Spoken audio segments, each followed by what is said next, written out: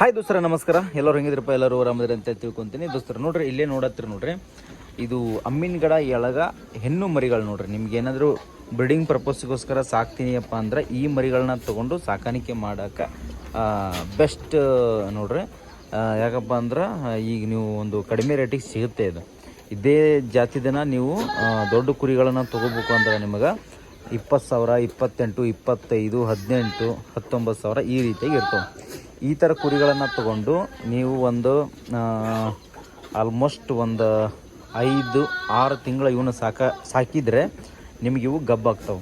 ಗಬ್ಬಾಗಿ next ನೀವು ಒಂದು 5 ತಿಂಗಳು ಅಥವಾ 6 ತಿಂಗಳು ಚೆನ್ನಾಗಿ ಇದೇ ರೀತಿಯಾಗಿ ನೀವು ಏನಾದರೂ ಇವನ್ನ ಸಾಕಿದ್ರಪ್ಪ ಅಂತಂದ್ರೆ ನಿಮ್ಗೆ ಇವು ಮರಿಗಳನ್ನು ಕೊಡ್ತಾವೆ. ಒಂದು ಮರಿ ಕೊಡ್ತಪ್ಪ ಅಂತಂದ್ರೆ ನೀವು ಹಂಗೆ ವಿಚಾರ ಮಾಡಿರಿ, ಚಲೋ ಅಂತ ಮೇಯಿಸಿದ್ರಪ್ಪ ಅಂತಂದ್ರೆ ಒಂದು ಮರಿಗಳನ್ನು ಇದು ನಿಮ್ಗೆ ಕೊಡ್ತಂದ್ರೆ 10 ಒಮ್ಮೆಲೆ ಗಬ್ಬಾಗಿ ಒಮ್ಮೆಲೆ ಇದಪ್ಪ ಅಂತಂದ್ರೆ ಒಂದು ಮರಿ ನಿಮ್ಗೆ ಕಡಿಮೆ ಅಂದ್ರೆ 8,000ಕ್ಕೆ ಮಾರ್ತೈತೆ ರೀ.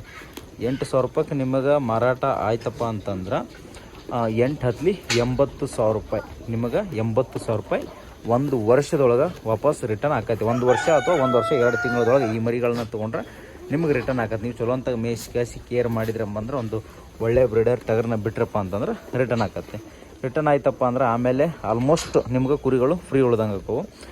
ನೆಕ್ಸ್ಟ್ ಇನ್ನೊಂದು ಸೂಲ ವಾಪಸ್ ನೀವು ತೊಗೊಂಡ್ರಪ್ಪ ಅಂದ್ರೆ ಆಮೇಲೆ ನೆಕ್ಸ್ಟ್ ಅದರಿಂದ ನಿಮ್ಗೆ ಆದಾಯ ಸ್ಟಾರ್ಟ್ ಆಗುತ್ತೆ. ಇದೇ ರೀತಿಯಾಗಿ ನೀವು 10 ಮಾಡಿರಿ.